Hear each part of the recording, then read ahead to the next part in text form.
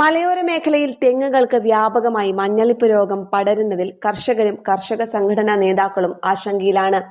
കോഴിക്കോടിന്റെ കിഴക്കൻ മലയോര മേഖലയായ കൂടരഞ്ഞി പഞ്ചായത്തിലാണ് വ്യാപകമായി തെങ്ങുകളിൽ മഞ്ഞളിപ്പ് രോഗം കണ്ടെത്തിയത്.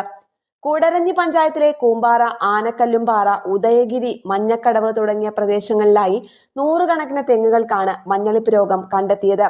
ഈ പ്രദേശങ്ങളിലെ ചെങ്ങളം തകിടിയിൽ ബാബു, കുര്യക്കോട്ടിൽ ടോമി, പാറമ്പുഴ സജി, പലാക്കടത്തിൽ വിൽസൺ, പൈക്കാട്ട് ജോളി, കുളത്തിങ്കൽ ബോബി തുടങ്ങിയ കർഷകരുടെ നിരവധി തെങ്ങുകൾ മഞ്ഞളിപ്പ് കാരണം നശിച്ചു.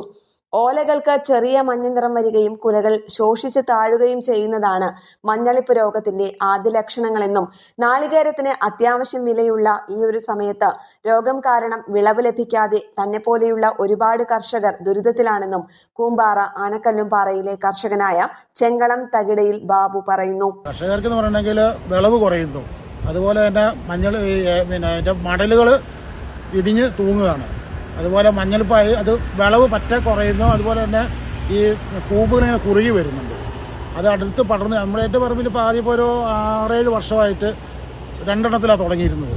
ഇപ്പോൾ ഏതാണ്ട് ഒരു 10-12 തെങ്ങിൽ ആ മഞ്ഞളിപ്പ് വന്നു. അതിലൊന്നും കായ്ഫലം ഇല്ലാണ്ടായി. ഇപ്പോൾ ഈ നാട്ടിലുള്ള എല്ലാ തെങ്ങുകളിലേക്കും അത് വ്യാപിപ്പിച്ചിട്ടുണ്ട്.